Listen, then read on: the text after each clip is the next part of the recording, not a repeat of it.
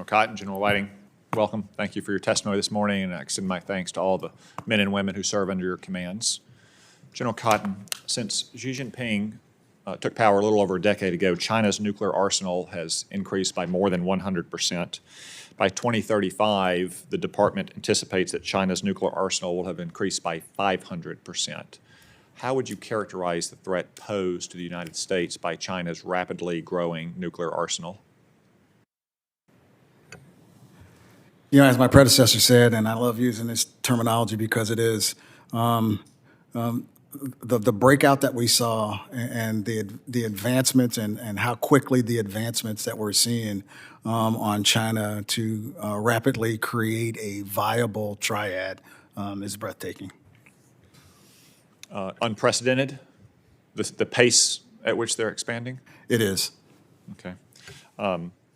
And your statement says that they have a triad today, is that correct?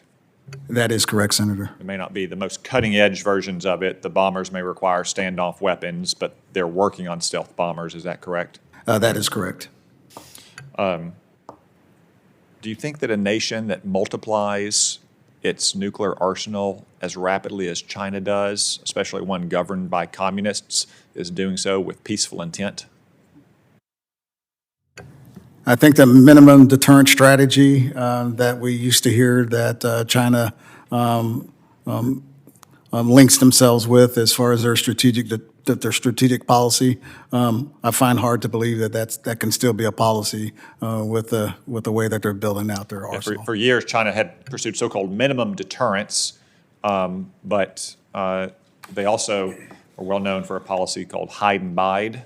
Hide your strength and bide your time. Do you think it's fair to say that China is shedding the hide and bide strategy now?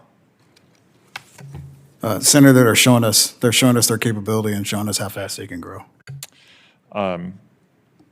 They also have had a long declared, at least formal, policy of no first use.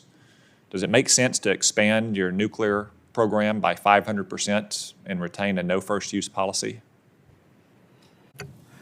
I'll go back to using that as the opening for a minimum deterrent strategy. That probably is in alignment, but what we're seeing, probably not so much. It's a pretty big investment of national resources to expand your nuclear weapons by so much if you're planning to keep a no first use policy, wouldn't you say? Even though we haven't heard them say that, you're absolutely correct. It will shock everyone to hear that Chinese communists have a history of lying, not just about their nuclear weapons. The Tibetans would probably have something to say about that.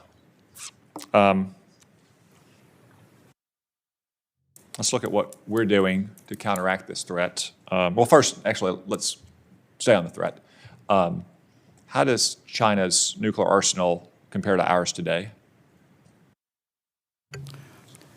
Today, we're still superior in there, but like I said, I think the reality is we're going to have to continue to modernize our current systems. We are superior to them today. Today, yes. If China continues on the pace on which the department projects by 2035, will they have achieved parity with the United States? In the realm of their land-based systems, yes. Okay. And what if you combined the total forces of China and Russia by 2035? Would those two countries combined have nuclear overmatch against the United States on the current pace? Well, the weapons count would be larger than our weapons count. Okay, what we're doing. Is the B-21 moving quickly enough to meet your future deterrence requirements? The limited production rate of the B-21 is the only thing that I wish we could do a little quicker. The fact that that is an incredible sixth-generation platform, all indications are that that weapon system is moving along at a great pace as far as delivery. The ability for production and the number of production as a warfighter, obviously, I would love to have. It'd be nice more. to have more than 100. Yes, sir. Okay. Final topic. Let's look at I guess you'd call it a first-generation aircraft, the B-52. I think it's 79 years old now. 70. 70. All right. almost as old as some senators. But, you know, we often hear, we